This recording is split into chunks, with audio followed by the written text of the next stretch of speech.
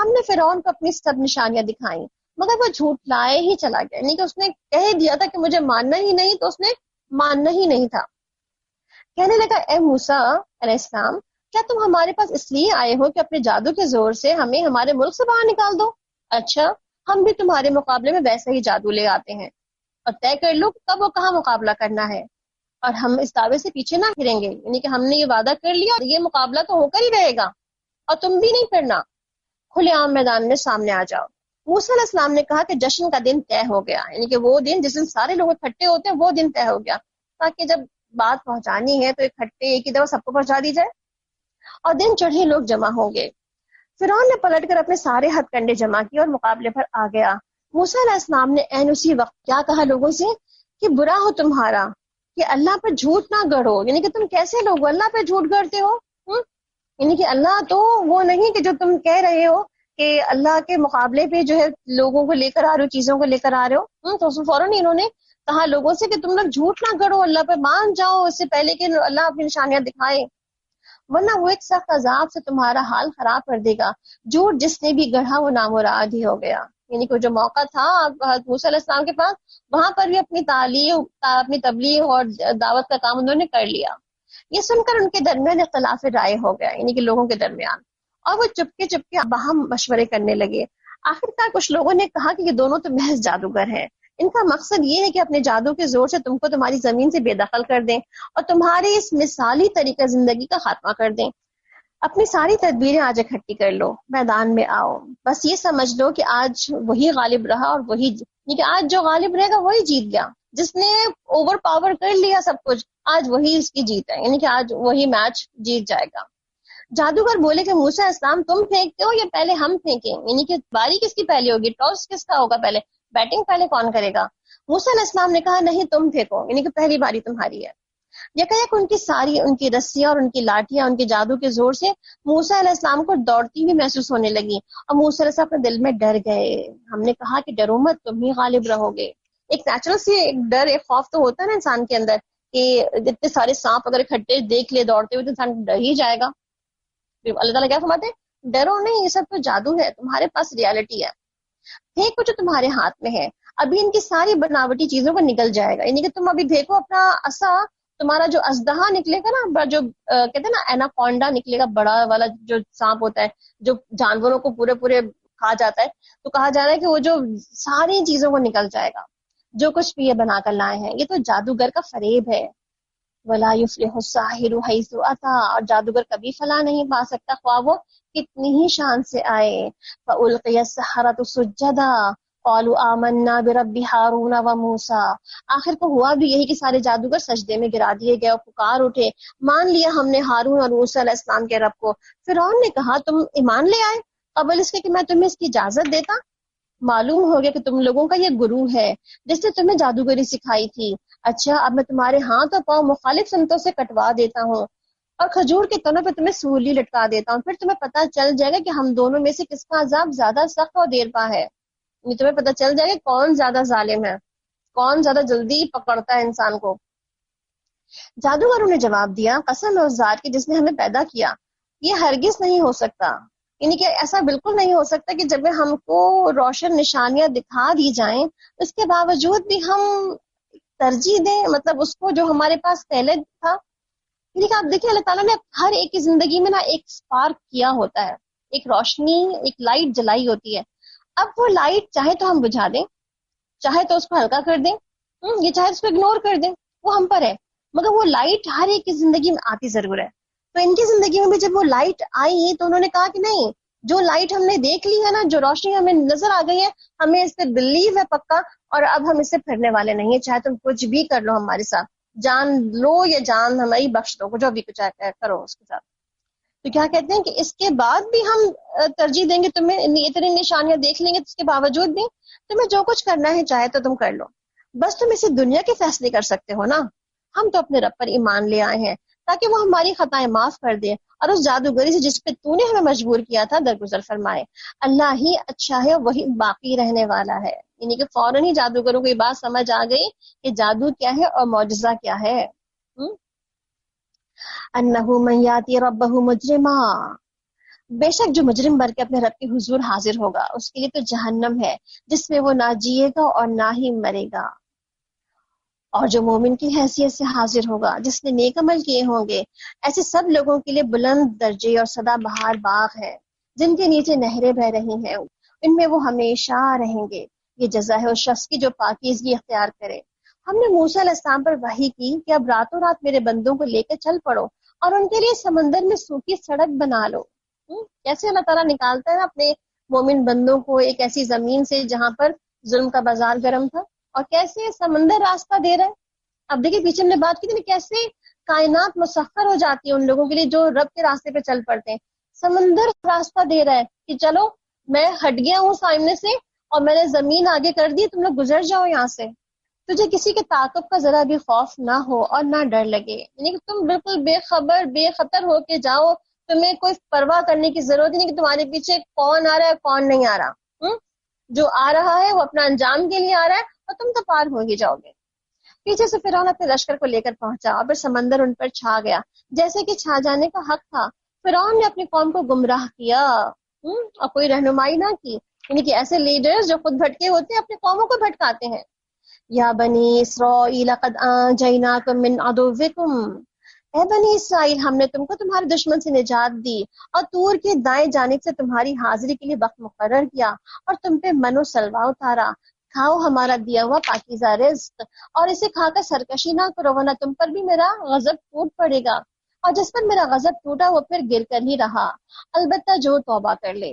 وَإِنِّي لَغَفَّارٌ لِمَن تَابَ وَآمَنَ وَعَمِلَ صَالِحًا ثُمَّ اهْتَدَىٰ، البتہ جو توبہ کر لے، ایمان لائے اور نیک عمل کرے پھر سیدھا چلتا رہے۔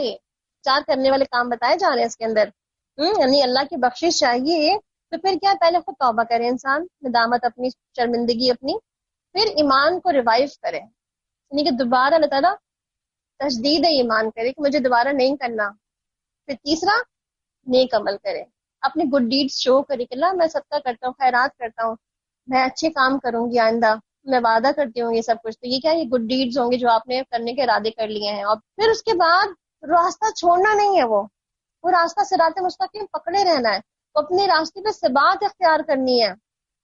اور کیا چیز تمہیں اپنی قوم سے پہلے لے آئی اے موسیٰ؟ اس نے عرض کیا کہ وہ بس میرے پیچھے آ رہے ہیں، میں جلدی کر کے تمہارے حضور یعنی کہ اللہ تعالیٰ کے حضور آ گیا ہوں، اور اے میرے رب تاکہ تم مجھ سے خوش ہو جا۔ کتنا شوق تھا نا موسیٰ علیہ السلام کو اللہ تعالیٰ کو خوش کرنے کا، کہ وہ موقع ڈھونڈتے ہیں کہ اللہ تعالیٰ آپ خوش کیسے ہوں گے مجھ سے، آپ راضی کیسے ہوں گے مجھ سے، میں کیا کروں کہ آپ مجھ سے خوش ہو جائیں۔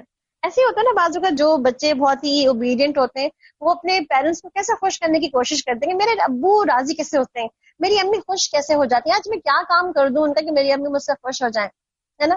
ایسے ہی اللہ کو بھی خوش کرنا چاہیے ہمیں، جیسے ہم بندوں کو خوش کرتے ہیں دنیا میں، کبھی اپنے ہسبینڈ کو خوش کرتے ہیں، کبھی کوئی اپنے وائف کو خوش کر رہا ہوتا ہے، کبھی اپنے بچوں کو خوش کر رہے ہوتے ہیں کہ آج ان کی پسند کا کھانا بنا دوں یہ خوش ہو جائیں گے، ان کی پسند کے کپڑے پہن کے تیار ہو جاؤں یہ خوش ہو جائیں گے۔ ایسے ہمیں اللہ کو بھی خوش کرنے کی کوشش کرنی چاہیے۔ فرمایا کہ اچھا تو سنو، ہم نے تمہارے پیچھے تمہاری قوم کو آزمائش میں ڈال دیا ہے اور سامری نے ان کو گمراہ کر ڈالا ہے۔ موسیٰ علیہ السلام سب غصے اور رنج کی حالت میں اپنی قوم کی طرف پلٹے اور جا کر کے اس نے کہا کہ اے میری قوم، کیا تمہارے رب نے تم سے اچھے وعدے نہیں کیے تھے؟ کیا تمہیں دن لگ گئے ہیں یا تم اپنے رب کے غضب کو ہی اپنے پر لانا چاہتے ہو کہ تم نے مجھ سے وعدہ خلافی کر لی؟ انہوں نے جواب دیا کہ ہم نے آپ سے وعدہ خلافی کچھ اپنے اختیار سے نہیں کی، بلکہ معاملہ تو یہ ہوا کہ ہمارے کچھ زیورات کے بوجھ تھے جس سے ہم لد گئے تھے اور ہم نے بس اس کو پھینک دیا۔ بس اس پہ سامری نے کچھ ڈالا اور اس میں ایک بچڑی کی صورت بنا نکالی اور جس میں پھر ایک بیل کی سی آواز بھی نکلتی تھی۔ لوگ پکار اٹھے کہ یہی تمہارا الہ ہے، اور موسیٰ کا الہ تو موسیٰ اسے بھول گیا۔ کیا وہ دیکھتے نہ تھے کہ نہ وہ ہماری بات کا جواب دیتا ہے نہ ہی نفع نقصان کا کچھ اختیار رکھتا ہے؟ اور ہارون پہلے ہی ان سے کچھ کہہ چکے تھے کہ لوگوں تم اس کی وجہ سے فتنے میں پڑ گئے ہو، تمہارا رب تو رحمان ہے، بس تم میری پیروی کرو اور میری بات مانو۔ مگر انہوں نے اس سے کہہ دیا کہ ہم تو اسی کی پرستش کرتے رہیں گے جب تک کہ موسیٰ واپس نہیں آ جاتے۔ موسیٰ علیہ السلام بولے کہ ہارون، تم نے دیکھا تھا جب کہ گمراہ ہو رہے ہیں تو تمہیں کس چیز نے روکا تھا کہ میرے طریقے پہ عمل نہ کرو، یعنی کہ تم نے کیوں ان کی اصلاح کیوں نہ کی، تم نے کیوں نہیں ان کو روکا کرنے سے، کیا تم نے میرے حکم کی خلاف ورزی کی؟ ہارون نے جواب دیا علیہ السلام نے، ہے میری ماں کے بیٹے، میری داڑھی نہ پکڑ، میرے سر کے بال نہ کھینچ، مجھ کو تو اس بات کا خوف تھا کہ تو آ کر کہے گا کہ تم نے بنی اسرائیل میں پھوٹ ڈلوا دی اور میری بات کا پاس نہ کیا. یعنی کہ بعض اوقات لوگوں کے اندر اختلاف اتنا شدید ہو جاتا ہے کہ کوئی ایک کہتے ہیں نا کہ لیسر ایول کو بھی اگر آپ اس کو ایڈریس کرنے لگے تو ایک بہت بڑا ایول بن جاتا ہے وہ. تو انہوں نے کیا کہا، انہوں نے کہا لیٹ اٹ گو، کہ میں اس کو ہینڈل نہیں کر سکتا تو اس کو میں چھوڑ دوں کہ موسیٰ آئیں گے تو خود ہی ہینڈل کریں گے اس کو. موسیٰ علیہ السلام نے کہا کہ اور سامری تمہارا کیا معاملہ ہے؟ اس نے جواب دیا کہ میں نے وہ چیز دیکھی جو کہ دوسروں نے نہیں دیکھی، یعنی کہ دوسروں کو نظر نہ آئی، بس میں نے رسول کی نقش قدم سے ایک مٹھی اٹھا لی اور اس کو ڈال دیا. میرے نفس نے مجھے کچھ ایسا ہی اکسایا، یعنی کہ اس نے مجھے ایسی سمجھایا کہ ایسا کر لو تو یہ اچھا جادو بن جائے گا. سامری جو ہے مشہور تھا کہ اس کو جادوگری بھی آتی تھی.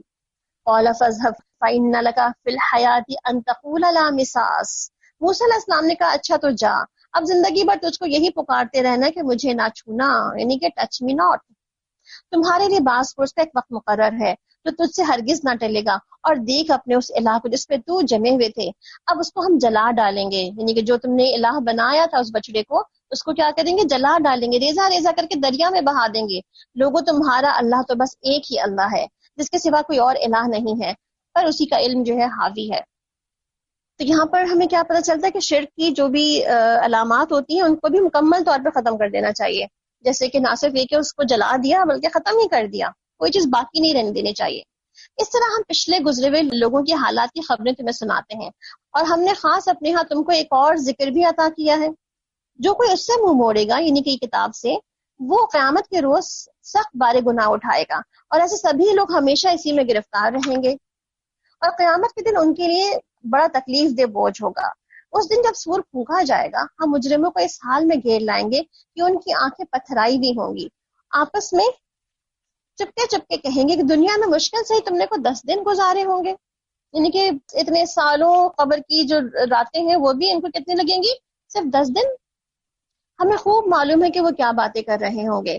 اس وقت ان میں سے جو ایک زیادہ محتاط اندازہ لگانے والا ہوگا وہ یہ کہے گا کہ نہیں، تمہاری دنیا کی زندگی تو بس ایک ہی دن کی زندگی تھی، یعنی کہ تم یہ 10 دن بھی زیادہ کہہ رہے ہو، یہ ایک ہی دن تھا بس، اور تو زیادہ تھا ہی نہیں.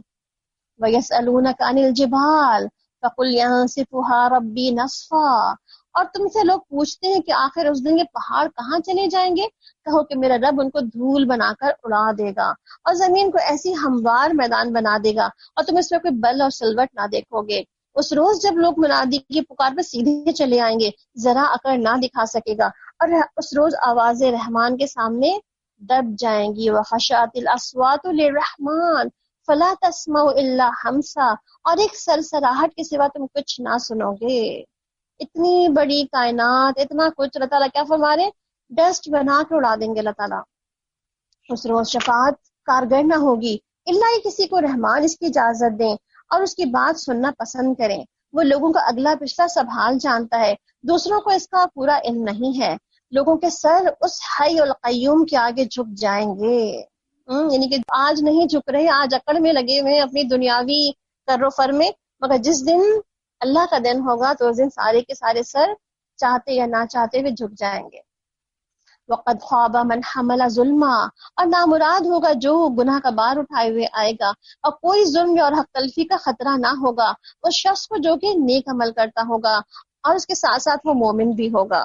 یعنی کہ وَمَن يَعْمَلْ مِنَ الصَّالِحَاتِ وَهُوَ مُؤْمِنٌ. نیک عمل کرے گا اور ایمان، جو نیک عمل کرے گا اور ایمان لائے گا اس دن کوئی خوف اور کوئی ڈر اور کوئی حق تلفی کا اندیشہ اس دن اس کو نہ ہوگا، جس دن سب ڈر رہے ہوں گے. اور اے محمد صلی اللہ علیہ وسلم، اسی طرح ہم نے اس قرآن کو عربی بنا کر نازل کیا ہے، اور اس میں ہر طرح کے ڈراوے بھی ہیں، شاید کہ لوگ تقوی والے بنیں یا ان میں کچھ نصیحت کے آثار پیدا ہوں. بس بلند و بالا و برتر ہے اللہ بادشاہی حقیقی. اور دیکھو کہ قرآن پڑھنے میں جلدی نہ کیا کرو، یعنی کہ جلدی جلدی نہ پڑھو، آہستہ آہستہ پڑھو. ہم جلدی جلدی پڑھتے ہیں نا، ویسے پارا جو ختم کرنا ہوتا ہے ہم نے، اور ایک پارا ختم کر کے ہم بہت تھک چکے ہوتے ہیں پڑھ پڑھ کے. تو کہتے ہیں نا قرآن کو آہستہ سے پڑھیں، آرام سے پڑھیں، جب تک کہ تمہاری طرف اس کی وحی کی تکمیل کو نہ پہنچ جائے. اور دعا کرو اے میرے رب میرے علم میں مزید اضافہ فرما، وقل ربی زدنی علما. آج دونوں دعائیں ہیں ہماری اسی پارے میں آ گئی الحمدللہ.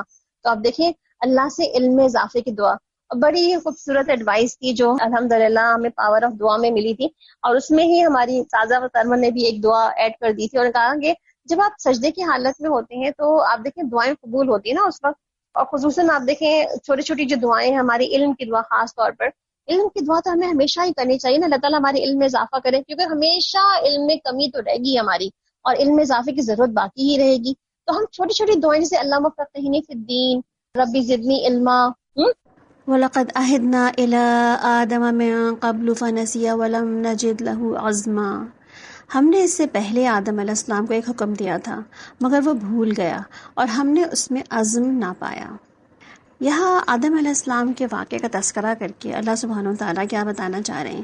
ایک تو ہمیں جو چیز سمجھائی جا رہی ہے وہ کیا کہ آدم علیہ السلام نے کچھ عہد کیے تھے، اور وہ عہد کیا تھے ہم اس کو پچھلی آیات میں بھی سورہ البقرہ سے بھی دیکھ چکے ہیں کہ اللہ تعالیٰ نے ان سے کیا عہد لیا تھا کہ درخت کا پھل نہ کھانا، مگر انہوں نے درخت کا پھل کھا لیا، اور پھر اس کے بعد میں کانسیکوینسز کیا ہوئے کہ ان کو وہاں سے جنت سے، یعنی کہ جہاں وہ رہ رہے تھے وہاں سے نکلوا دیا گیا.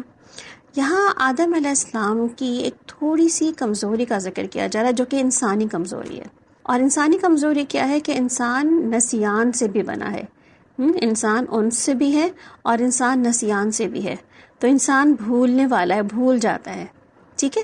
اور تیسری چیز یہاں پہ کیا بیان ہو رہی ہے اس آیت کے اندر کہ اللہ تعالیٰ فرما رہے ہیں کہ انسان کے اندر عزم کی کمی ہے. یعنی کہ تھوڑا سا انسان ایسا ہے کہ بعض اوقات عزم کرتا ہے اور اس کے بعد پھر وہ دوبارہ سے چھوڑ دیتا ہے.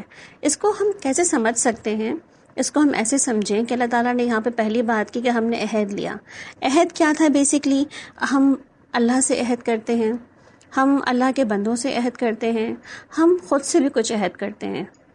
مگر بعض اوقات کیا ہوتا ہے کہ ہم اللہ کا عہد بھی توڑتے ہیں یا فراموش کر دیتے ہیں، اور بندوں سے بھی عہد جو ہے وہ ہم کرتے ہیں اور توڑتے رہتے ہیں. اور خود سے تو میرے خیال سے ہم سارے عہد، بعض اوقات ہم میں سے سب نہیں، ایکسیپشنل ضرور ہوں گے اس کے اندر، مگر ہم زیادہ تر لوگ جو ہیں وہ اپنے آپ سے عہد کرتے اور توڑتے رہتے ہیں. وہ کہتے ہیں نا کہ بس میں جھوٹ نہیں بولوں گی، اور میں نے پھر جھوٹ بول دیا. میں آج سے غیبت نہیں کروں گی، میں نے پھر غیبت کر دی. میں آج سے برے کام نہیں کروں گی، اور میں نے پھر وہ برے کام کر لیے. تو اس کی نہ کرنے کا ایک فیکٹر کیا ہے؟ نسیان. کہ انسان بھول جاتا ہے کہ اس نے کوئی وعدہ عہد کر رکھا ہے. ٹھیک ہے. اور یہاں پہ اگر ہم ایک اللہ سے کیا ہوا عہد مراد لیں تو اس کا مطلب ہے کہ ہم یہاں پر، آپ نے سورہ اعراف میں پیچھے پڑھا کہ اللہ تعالیٰ نے جب آدم علیہ السلام کو پیدا کیا اور ان کے بعد ان کی ساری ذریت کو ان کے ساتھ نکال دیا، تو اس وقت ہی اللہ تعالیٰ نے ایک عہد کیا تھا. اور وہ کیا عہد تھا؟ کہ سب کے سب کے اللہ تعالیٰ کو مانیں گے، ان کی پیروی کریں گے، یا اللہ کو ایک الہ مانیں گے. تو یہ ایک بڑا عہد تھا جس کا ہر انسان نے اس وقت، جتنے بھی آدم علیہ السلام کے ساتھ موجود تھے، ان سب نے کیا کہا تھا کہ ہاں ہم اللہ کو ایک ہی مانیں گے. تو یہاں پر اللہ سبحانہ تعالیٰ نے ایک بات تو یہاں پر یہ سمجھا دی ہمیں کہ انسان عہد کر کے فراموش کر دیتا ہے، اور بہت سارے عہد وہ کرتا ہے اور عہد پورے نہیں کرتا، اپنی نسیان کی وجہ سے بھی اور اپنی ارادے میں کمزوری کی بنا پر بھی. یعنی کہ عہد کیوں کم پڑ جاتا ہے، عہد کیوں ٹوٹ جاتا ہے، عہد کیوں پورا نہیں ہوتا؟ بعض اوقات تو انسان بھول جاتا ہے، یا بعض اوقات اس کے اندر وہ ایک عزم ہی نہیں پایا جاتا. عزم آپ سمجھ سکتے ہیں ارادے کی طرح، یعنی کہ انسان کے اندر اتنی ایکسیپٹیبلٹی ہو کہ وہ کسی کام کو کرنے کے بعد کہے کہ ہاں میں نے یہ کہہ دیا اور مجھے ایک بات کرنی ہے. تو کہتے ہیں نا کہ ہم جیسے ابھی ہم نے قل ربی زدنی علما پڑھی اسی صورت کے اندر، تو اللہ سے علم میں اضافے کی دعا مانگتے رہنے چاہیے. مگر جہاں ہم اللہ سے اپنے لیے علم میں اضافے کی دعا مانگتے ہیں، وہیں پر ہمیں اللہ سبحانہ تعالیٰ سے اپنے عمل کی توفیق بھی مانگنی چاہیے، اپنے ارادوں کی کوئی تکمیل کی توفیق بھی مانگنی چاہیے. اور ہمیں یہ بھی دعا کرنی چاہیے کہ اللہ سبحانہ تعالیٰ ہمیں ایسے تمام کاموں سے جو ہے وہ نکال لے جن کاموں میں پڑھ کر ہم اپنا وقت برباد کرتے ہیں.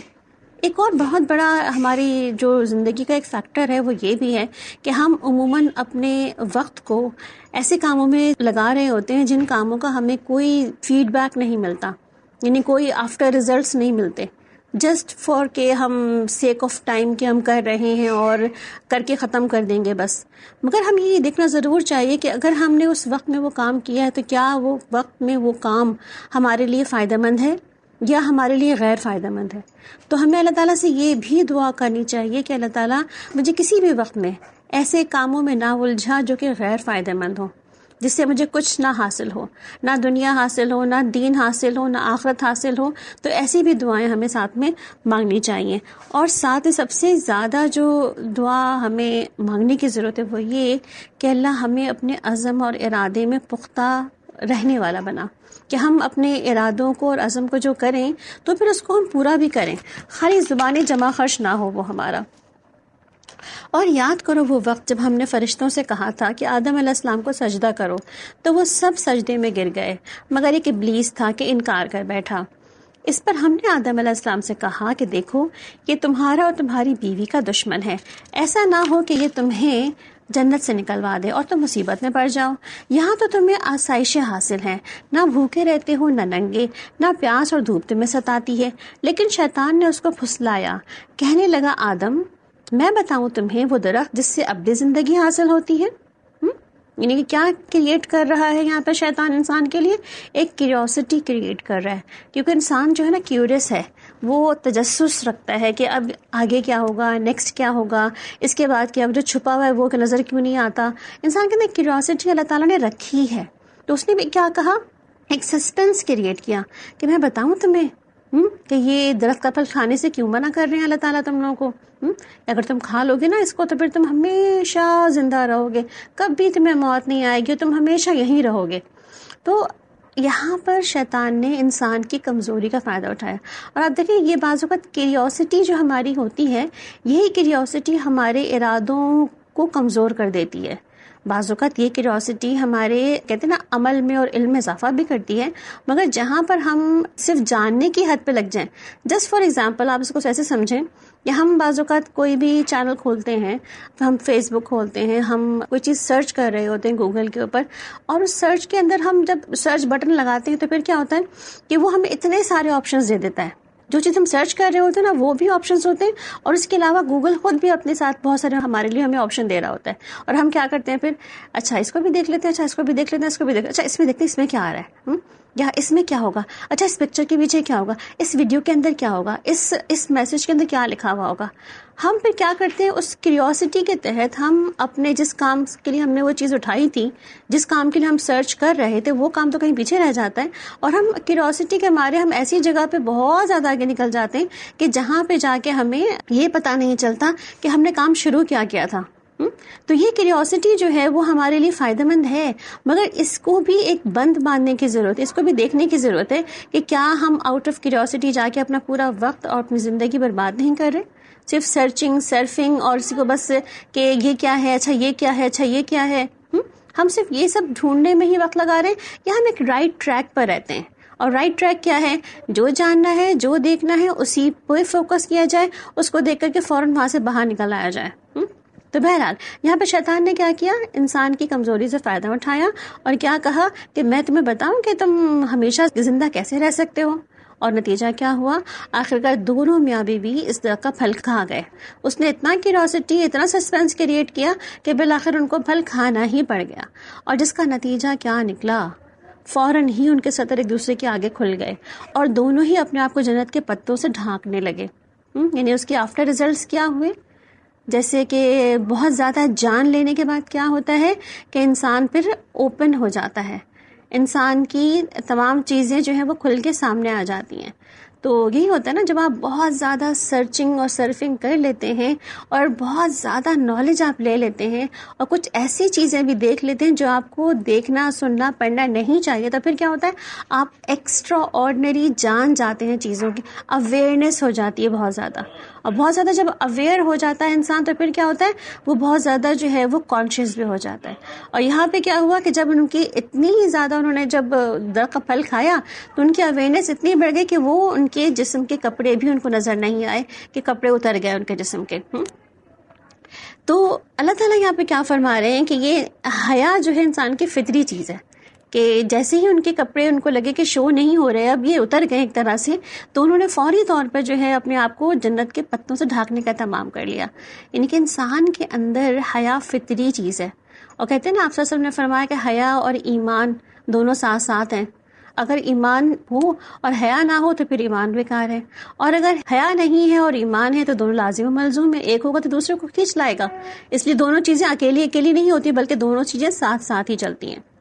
آدم علیہ السلام نے اپنے رب کی نافرمانی کی اور راہ راست سے بھٹک گیا، پھر اس کے رب نے اس کو برگزیدہ کر دیا.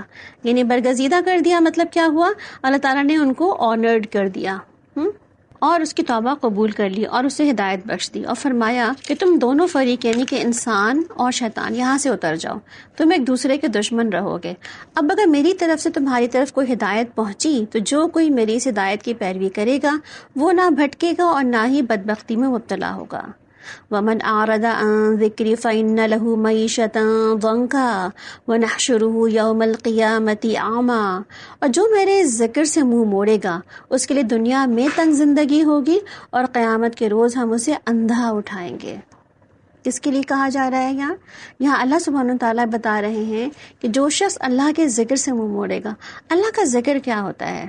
اللہ کا ذکر وہ ہے جو ہمارے ہاتھوں میں موجود ہے، جس کو ہم قرآن پاک کہتے ہیں، جو درس نصیحت ہے ہمارے لیے، جو ہماری زندگی کو بدلنے کا ایک ذریعہ ہے، جو ہمارا ایک مینول ہے، جس کو ہم کہہ سکتے ہیں کہ انسان کو آپریٹ کرنے کا پراپر اللہ تعالیٰ نے ایک مینول بھیجا ہے کہ جس سے انسان کی پوری زندگی آپریٹ ہوتی ہے کہ انسان کو کیا کرنا چاہیے، کیا نہیں کرنا چاہیے، کیا کھانا چاہیے، کیا نہیں کھانا چاہیے، کس طرف جانا چاہیے، کیا کمانا چاہیے، کیا رشتے رکھنا چاہیے، انسان سوشل کیسا ہو، انسان کی اسپریچولیٹی کیسی ہو، انسان کی جو ہے وہ باقی ڈفرنٹ لائف کیسی ہو. یعنی کہ یہ قرآن پاک جو ہے وہ اللہ سبحانہ تعالیٰ نے ایک ایسا ذکر کے طور پر انسان کے لیے بھیجا ہے جو اس ذکر میں تمام ہدایت نامہ اس کے لیے دیا ہوا ہے کہ وہ تمام کے تمام اپنی زندگی کی ہدایت اس سے ہی لیتا ہے. تو یہاں پر اللہ سبحانہ تعالیٰ کیا فرما رہے؟ جو اس ذکر سے منہ موڑے گا تو اس کے لیے دنیا کی زندگی تنگ ہو جائے گی. ہو سکتا ہے کہ جو لوگ دنیا میں اللہ کے ذکر سے منہ موڑے ہوئے ہوں اور ان کی زندگی تنگ نہ ہو، بظاہر ہمیں ایسے ہی لگتا ہو کہ جس کے پاس مال و دولت کی فراوانی ہے، جس کے پاس ہر چیز جو ہے وافر مقدار میں موجود ہے، تو اس کے لیے کوئی زندگی تنگ ہی نہیں ہے. مگر اللہ سبحانہ تعالیٰ یہاں پہ کیا فرما رہے ہیں کہ یہ دلوں کی تنگی ہے، یہ اعمال کے نہ ہونے کی تنگی ہے، یہ انسان کی قیامت کے اندر جو اس کو حسرت ملنے والی ہے، یہ وہ تنگی مراد ہے. تو یہاں پہ اللہ تعالیٰ کیا فرما رہے ہیں؟ وَنَحْشُرُهُ يَوْمَ الْقِيَامَةِ أَعْمَى، اور اس کو قیامت کے دن اندھا اٹھایا جائے گا. اور وہ کہے گا یا اللہ میں تو دنیا میں دیکھتا تھا، مجھے اندھا کیوں اٹھایا جا رہا ہے؟ اس سے کہا جائے گا دنیا میں تم جن چیزوں کو دیکھا کرتے تھے ان کو دیکھنے کا اللہ تعالیٰ نے حکم نہیں دیا، مگر جو چیزیں اللہ نے کہی تھی دیکھنے کے لیے تم اس کو نہیں دیکھتے تھے، اس لیے تمہیں اندھا اٹھایا گیا ہے. قال ربی لما حشرتنی اعمی وقد كنت بصیرا، کہ وہ کہے گا پروردگار میں تو آنکھوں والا تھا، مجھے کیوں اندھا اٹھایا گیا؟ اللہ تعالیٰ فرمائیں گے ہاں اسی طرح تو ہماری آیات کو جبکہ وہ تمہارے پاس آئی تھی تم نے بھلا دیا تھا، اسی طرح آج تمہیں بھی بھلایا جا رہا ہے. کیا ہوتا ہے بعض اوقات ہم قرآن کو پڑھ کے بھلا دیتے ہیں، حفظ کیا بھول گئے، پڑھ کے بھول گئے، اس کا حکم پڑھا، اس کو عمل کرنے کی نیت سے پڑھا اور بھول گئے. تو اللہ سبحانہ تعالیٰ یہاں پہ کیا کہہ رہے ہیں کہ اس کو اندھا کیوں اٹھایا گیا قیامت کے دن؟ کیونکہ ذکر اور نصیحت سے اس نے اپنی زندگی میں کوئی ٹارچ نہیں جلائی، کوئی زندگی کے کسی پہلو کو روشن نہیں کیا. جب دنیا میں ہی اس روشنی کو استعمال نہ کیا تو اللہ تعالیٰ آخرت میں وہ روشنی اس سے چھین لیں گے، اس لیے اس کی آنکھیں بھی بے نور ہو جائیں گی. تو یہاں پر اللہ تعالیٰ کیا فرما رہے کہ تم نے اللہ کا ذکر بھلا دیا تو ہم نے تمہیں بھلا دیا. بالکل وائس ورسا. اللہ تعالیٰ کہہ رہے ہیں جیسا تم کرو گے ویسا ہم کریں گے. تم نے ہمارے ذکر کو بھلایا تو ہم نے آج تمہیں بھلا دیا. جاؤ، تمہیں ہم بات ہی نہیں کر رہے، تمہیں ہم دیکھ بھی نہیں رہے، ہم تمہارے اعمال کو بھی نظر انداز کر رہے ہیں. تو اللہ سبحانہ تعالیٰ یہاں پہ کیا کہہ رہے ہیں کہ جو شخص دنیا میں ذکر بھلاتے. اب دیکھیں آج ہم سب کیا کر رہے ہیں، آج ہم سب جو ہیں وہ اللہ کا ذکر پڑھنے کے لیے موجود ہیں، اور اللہ کا ذکر ہم اللہ سبحانہ تعالیٰ کی اس کتاب کے ذریعے ہر سال ہی رمضان میں کوشش کرتے ہیں کہ ہم اس ذکر کو پڑھیں، سمجھیں اور ریوائز کریں. بیسکلی ہم دورہ قرآن کا مقصد کیا ہے کہ ہم سب یہاں بیٹھ کر اس کتاب کو باقاعدہ ریوائز کرتے ہیں. جو سارا سال اتنی ڈیٹیل سے تفصیل سے نہیں پڑھ پاتے تو ہم اس وقت جو ہے وہ اس کو بیٹھ کے پورا ریوائز کرتے ہیں کہ اللہ تعالیٰ نے جو ذکر بھیجا ہے اس میں لکھا کیا ہے. ہر سال ہمیں یاد دہانی ہوتی ہے، ہر سال ہمارے لیے ریمائنڈرز ہیں جو مل رہے ہوتے ہیں، جو ہم بھول گئے ہیں سبق وہ یاد دلائے جا رہے ہوتے ہیں. مزید کیا کہتے ہیں اللہ تعالیٰ، اسی طرح ہم حد سے گزر جانے والے اور اپنے رب کی آیات کو نہ ماننے والوں کو دنیا میں بدلا دیتے ہیں، اور آخرت کا عذاب زیادہ سخت اور زیادہ دیر پا ہے۔ پھر کیا ان لوگوں کو اس تاریخ سے کوئی سبق نہیں ملی، ہدایت نہیں ملی کہ ان سے پہلے کتنی ہی قوموں کو ہم ہلاک کر چکے ہیں جن کی تباہ شدہ بستیوں میں آج یہ چلتے پھرتے ہیں۔ در حقیقت ان میں بہت سی نشانیاں ہیں ان لوگوں کے لیے جو عقل رکھنے والے لوگ ہیں۔ فاصبر علی ما یقولون وسبح بحمد ربک قبل طلوع الشمس وقبل غروبها ومن آناء اللیل فسبح واطراف النہار لعلک ترضی۔ اگر تیرے رب کی طرف سے پہلے ایک بات طے نہ کر دی گئی ہوتی اور مہلت کی ایک مدت مقرر نہ کی جا چکی ہوتی تو ضرور ان کا بھی فیصلہ چکا دیا جاتا۔ بس اے محمد صلی اللہ علیہ وسلم، جو باتیں یہ لوگ بناتے ہیں ان پر صبر کرو اور اپنے رب کی حمد و ثنا کے ساتھ اس کی تسبیح کرو، سورج نکلنے سے پہلے اور غروب ہونے سے پہلے، اور رات کے اوقات میں بھی تسبیح کرو اور دن کے کناروں پر بھی، شاید کہ تم راضی ہو جاؤ اور نگاہ اٹھا کر بھی نہ دیکھو دنیاوی زندگی کی اس شان کو جو ہم نے ان میں سے مختلف قسم کے لوگوں کو دے رکھی ہے۔ یہاں اللہ سبحانہ تعالیٰ کیا بات کر رہے ہیں، آپ صلی اللہ علیہ وسلم کو تسلی دی جا رہی ہے اور کیا کہا جا رہا ہے کہ صبر کرو، یعنی کہ لوگ تو بات نہیں مانیں گے، لوگ تو بعض اوقات آپ کو لیٹ ڈاؤن کرنے کی ہر ممکن کوشش کریں گے، مگر اللہ سبحانہ تعالیٰ یہاں پہ آپ صلی اللہ علیہ وسلم کو تسلی دے رہے ہیں اور ساتھ میں ہم سب کو تسلی بھی دی جا رہی ہے کہ جب ہم بات بتائیں، لوگوں کو دعوت اللہ کریں اور لوگ ہمیں سننے کو تیار نہ ہوں تو پھر کیا ہے، اس پر صبر کرنے کی ضرورت ہے، اور ساتھ ساتھ کیا کریں، سبح بحمد ربک قبل طلوع الشمس وقبل غروبها، یعنی کہ اللہ کی تسبیح بیان کریں، اس کی حمد و ثنا بیان کریں۔ کب بیان کریں؟ سورج نکلنے سے قبل بھی اور سورج کے غروب ہونے سے بھی پہلے بھی، یعنی کہ دونوں ٹائم یہاں بتا دیے گئے، جو کہ اصل ہمارے صبح شام کے اذکار کا بھی وقت یہی ہے کہ سورج کے نکلنے سے پہلے صبح کی جو ہے اذکار پڑھ لیے جائیں، صبح کی جو ہے وہ دعائیں پڑھ لی جائیں، تسبیحات وغیرہ کر لی جائیں۔ اسی طرح سورج غروب ہونے سے قبل بھی اللہ سبحانہ تعالیٰ نے ہمیں بتا دیا کہ شام کے اذکار پڑھنے کا وقت بھی یہی ہے، تو یہاں پہ تسبیح کے اوقات بھی پتہ چلتے ہیں ہمیں، اور اس کے ساتھ ساتھ ہی آناء اللیل، یعنی کہ رات کے وقت میں۔ رات کے وقت میں کیا ہے، اب دیکھیں رات کے وقت میں اب رمضان کے اندر ہم کیا کرتے ہیں، ہم راتوں کو جو ہے وہ جا کر عبادت بھی کرتے ہیں، مزید جو ہے وہ تسبیحات کرتے ہیں، یا پھر ہم تراویح کی نماز پڑھتے ہیں، اور ہم موسٹلی اپنا جو وقت ہے وہ قرآن سے ایک شغف کے ساتھ گزارتے ہیں۔ تو یہاں پر اللہ تعالیٰ کیا فرما رہے ہیں کہ کام کرتے چلے جاؤ، مگر آن اینڈ آف تمہارے لیے یہ تسبیح، یہ حمد و ثنا، یہ کیا کرتی ہے بیسیکلی، یہ تمہیں تمہاری جیسے کہتے ہیں نا آپ کے موبائل کی بیٹری چلتے چلتے ختم ہو جاتی ہے، پھر کیا کرتے ہیں، چارج کرتے ہیں پھر چلاتے ہیں، پھر ختم ہو جاتی ہے، پھر چارج کرتے ہیں، پھر چلاتے ہیں۔ اسی طرح انسانی زندگی بھی اور انسان کا جو ایک اسٹرکچر ہے، یہ بھی اللہ سبحانہ تعالیٰ نے ایسے ہی بنایا کہ اس کی بھی بیٹری ڈاؤن ہونی شروع ہو جاتی ہے۔ اس کی جب بیٹری ڈاؤن ہو جائے تو اس کو پھر چارج کر لیا جائے، اور چارج کرنے کا طریقہ کیا ہے، ہماری دن کی 5 نمازیں چارج کرتی ہیں، ہماری تسبیحات چارج کرتی ہیں، ہمارا قرآن سے اس کا شغف ہمیں چارج کرتا ہے، تو ہمارے دن رات کا یہ چارجنگ سیل ہے بیسیکلی، جو ہمیں یہ سب کچھ ہمارے لیے چارج کرتا رہتا ہے۔ اور پھر آپ دیکھیں اس میں ذکر جو ہے وہ ہم قرآن کو پڑھنا بھی ذکر ہے، تسبیحات کا کرنا بھی ذکر ہے، ہماری نمازیں بھی ذکر ہیں، ہمارے اذکار بھی ذکر ہیں، اور یہ سب کے سب جو ہیں وہ ہمیں کرنے کے لیے یہاں پر اللہ سبحانہ تعالیٰ بتا رہے ہیں کہ یہ کرنی چاہیے۔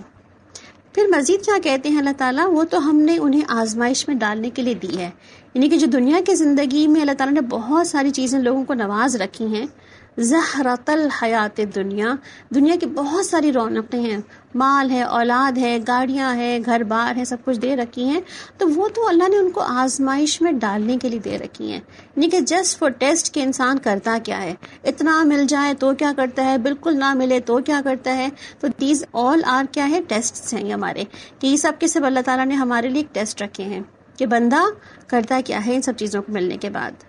وَأْمُرْ أَهْلَكَ بِالصَّلَاةِ وَاصْطَبِرْ عَلَيْهَا لَا نَسْأَلُكَ رِزْقًا، اور تیرے رب کا دیا ہوا رزق حلال ہی بہتر اور باقی رہنے والا ہے۔ اپنے اہل و عیال کو نماز کی تلقین کرو اور خود بھی اس کے پابند رہو، ہم تم سے کوئی رزق نہیں چاہتے، رزق تو ہم ہی تمہیں دے رہے ہیں، اور انجام کی بھلائی تقوی ہی کے لیے ہے۔ یہاں اللہ سبحانہ تعالیٰ کیا بتا رہے ہیں، اللہ بندوں کو تقوی کی دوبارہ سے ایک طرح سے نصیحت کر رہے ہیں کہ اللہ کو بندوں کا تقوی ہی جو ہے مطلوب ہے، اور آپ دیکھیں سورہ البقرہ کی بالکل ابتدائی آیات میں بھی ہم نے پڑھا کہ اللہ تعالیٰ کیا چاہتے ہیں، لعلکم تتقون، تاکہ تم تقوی اختیار کرو، تم پرہیزگار بن جاؤ، تم اپنے آپ کو ایک سنبھالنے والے انسان بن جاؤ، گاڈ کانشیسنس تمہارے اندر آ جائے، تم اپنی زندگی کو کانشیسلی گزارو۔ تو بیسکلی یہاں پہ اللہ تعالیٰ کا مطالبہ کیا ہے کہ جو رزق کے لیے تم دن رات بھاگ رہے ہو، اپنی نمازیں، اپنی تسبیحات، اپنے اذکار، اپنا قرآن سب کچھ چھوڑ بیٹھے ہو، تو وہ تم اس رزق کے لیے بھاگ رہے ہو۔ تو رزق کے لیے تم جتنا بھی بھاگو، مگر رزق تو اللہ نے ذمہ لیا ہوا ہی ہے، وہ تو دے ہی گا ہی تمہیں۔ مگر اگر تم رزق کے لیے بھاگنے میں اللہ کا تقویٰ چھوڑ دو گے، اللہ کا ڈر چھوڑ دو گے، اللہ کے ذکر تسبیح سے منہ موڑ لو گے، تو پھر خود سوچو کہ تم آگے اپنی زندگی میں کیا چیز لے رہے ہو۔ جیسے آپ نے بہت پڑھا ہوگا کہ آج کل کیا کہا جاتا ہے کہ ہم زندگی بھر بھاگتے رہتے ہیں دنیا کمانے کے لیے، اور جب دنیا میں بہت ساری مل جاتی ہے نا، اس کے بعد ہم دنیا کو انجوائے بھی نہیں کر سکتے، کیونکہ اس وقت ہمارے پاس نہ جان ہوتی ہے نہ صحت ہوتی ہے کہ ہم اس کو انجوائے بھی نہیں کر سکتے۔ تو کیا ہے بیسکلی کہ ہم دنیا پہ جہاں رہ رہے ہیں، جتنی ہمیں زندگی مل رہی ہوئی ہے، جتنا کچھ ہمیں اللہ تعالیٰ نے دے رکھا ہے، اس کو ہم انجوائے کریں، اور اللہ کا جو تقویٰ ہے وہ ہم اختیار کریں، کیونکہ انجام بہرحال متقی لوگوں کا ہی ہے۔ اللہ تعالیٰ نے شروع میں فرما دیا کہ متقین کے ہی لیے سب کچھ ہے، تقویٰ والوں کے لیے ہی اللہ تعالیٰ نے جو ہے وہ جنت کے درجات رکھے ہوئے ہیں۔ اور وہ کہتے ہیں کہ یہ شخص اپنے رب کی طرف سے کوئی نشانی یعنی کہ معجزہ کیوں نہیں لے کر آتا، اور کیا ان کے پاس اگلے صحیفوں کی تمام تعلیمات کا واضح بیان نہیں آ گیا؟ اگر ہم نے اس کے آنے سے پہلے ان کو کسی عذاب میں ہلاک کر دیتے تو پھر یہی لوگ کہتے کہ اے ہمارے پروردگار، تو نے ہمارے پاس کوئی رسول کیوں نہیں بھیجا؟ ذلیل اور رسوا ہونے سے پہلے ہم پہلے ہی تیری آیات کی پیروی اختیار کر لیتے۔ یعنی کہ کیا انسان کہتا ہے کہ اللہ تعالیٰ بھول گیا تھا، دوبارہ بتا دیتے نا آپ انشاءاللہ تو ہم ضرور کر لیں گے یہ کام۔ آپ دیکھیں کہ اللہ تعالیٰ نے جب سب چیزیں بتا دیں، بھیج دیں، دے دیں، اب اس کے بعد دیکھو حجت باقی رہ جاتی کہ ہم یہ کہیں کہ اللہ تعالیٰ بس اب سمجھ نہیں آئی تھی نا پہلے، اب سمجھ آ گئی، اب تو سب کچھ کر لیں گے۔ اللہ تعالیٰ کیا فرماتے ہیں یہاں پہ، قُلْ كُلٌّ مُتَرَبِّصٌ فَتَرَبَّصُوا فَسَتَعْلَمُونَ مَنْ أَصْحَابُ الصِّرَاطِ السَّوِيِّ وَمَنِ اهْتَدَىٰ۔ اے محمد صلی اللہ علیہ وسلم ان سے کہو ہر ایک انجام کار کے انتظار میں ہے، بس اب منتظر رہو، ان قریب تمہیں معلوم ہو جائے گا کون سیدھی راہ پہ چلنے والے ہیں اور کون ہدایت یافتہ ہیں۔ یعنی کہ یہ تو اللہ کا فیصلہ ہے، یہ ہم فیصلہ نہیں کر سکتے کسی کے بارے میں کہ فلاں شخص جنتی ہے، فلاں جہنمی ہے، فلاں منافق ہے، فلاں مومن ہے۔ یہ تو ہمارے دلوں کے اعمال ہیں، یہ اللہ ہی ہمیں آخرت میں بتائے گا کہ کون کیا ہے اور کون کیا نہیں، اللہ ہی فیصلہ بہتر کرنے والا ہے۔ تو یہاں پر آپ صلی اللہ علیہ وسلم سے کیا کہا جا رہا ہے، جو لوگ جتنا بھی آپ کو ماننے سے انکار کرتے ہیں یا آپ کے اوپر زندگی تنگ کرتے ہیں، تو کیا کرو، بس جسٹ ویٹ اینڈ واچ، دیکھو اللہ تعالیٰ کیا کرتا ہے، اور اللہ کو پتہ ہے کہ سیدھا راستے پہ کون ہے اور غلط راستے پر کون ہے، تو وہی اس دن فیصلہ کر دے گا کہ صحیح اور غلط کیا ہے۔ الحمدللہ ہمارا پارہ یہاں پہ مکمل ہوا۔ سبحانک اللہم و بحمدک، اشہد ان لا الہ الا انت، استغفرک و اتوب الیک۔ السلام علیکم ورحمۃ اللہ وبرکاتہ۔